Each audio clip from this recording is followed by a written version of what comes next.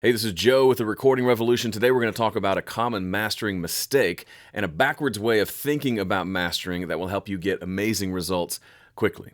By the way, I can teach you how to master if you're interested. Check out my mastering course at recordingrevolution.com/master. But first, a quick story. I was on a Mixed Critiques live stream recently with my buddy Gregor over inside the Presonus members area. And we listened to one specific mix, and at the end, we each had feedback. And each of our feedback seemed like it conflicted with the other. So I said I thought this thing could just be a little bit brighter. It just was missing some of that kind of clarity and detail in the top end, and a little bit of some brightness there would make all the difference. Gregor's comment was he felt like it was too boomy down in the 100 hertz range. So on the surface, those seem like contradictory things, right? I'm saying more brightness, he's saying less low end. But as you probably guessed already, there's a solution, a single solution that solves both problems. Let me show you. Here is an old song of mine. This is the unmastered mix. I've got it running into a limiter with nothing else, but it reminded me of that song that had the similar problems that I was just talking about. So let's take a quick listen to it before we add any EQ.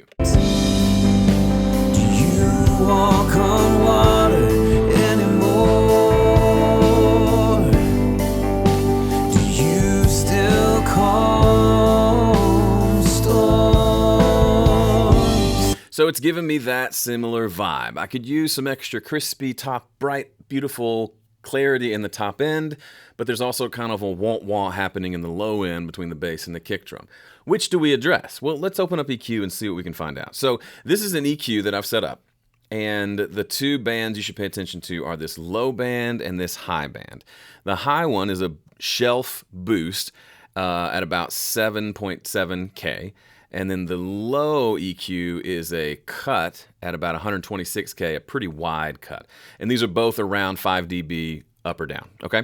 Now, the one important thing to note is I've engaged the auto EQ gain correction. That means for whatever volume I'm either introducing or taking away with the EQ, it's going to compensate for that. So the output volume is roughly the same. That's important.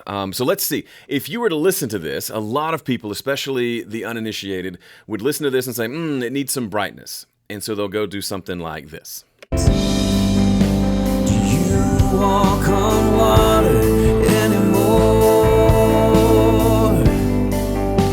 Do you still calm storms? You're thinking it, I'm thinking it. Way to go, Joe. That sounds way better. It's got this brightness that we were missing. So let's pat ourselves on the back. Hold on. Not so fast, Turbo. While initially we get that kind of hit of dopamine that comes from something with a little more high end. But have we really solved the problem? Listen to the low end again. Listen to the low mids. Has it been fixed by this, or is it still muddy just with some brightness on top? Walk on water anymore?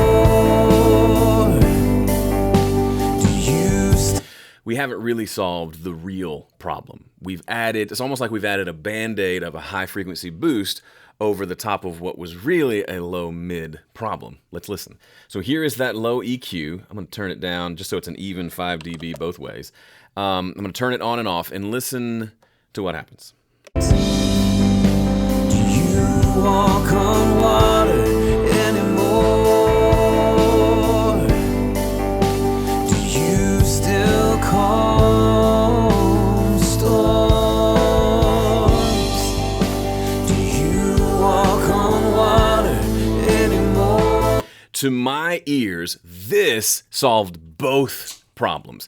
We solved the low-end boominess problem with the EQ, but in doing so, we allowed the high frequencies to have a little more boost and a little more clarity with only one EQ move. Now, the caveat would be this auto gain is doing this thing where when it cuts the lows, it's boosting the overall volume. So in essence, technically, we're still getting a high frequency boost.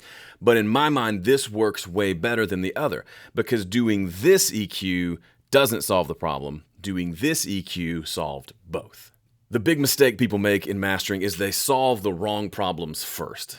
Instead of jumping in and boosting the highs and then realizing the lows are still muddy, then you cut the lows, but now the highs are too harsh and shrill, so you have to turn them back down. Instead of playing that game where you're like a dog chasing its tail, you do something and then do something else and then have to go undo the first thing, take a step back and say, what's the biggest problem in this master right now? I'll give you a hint.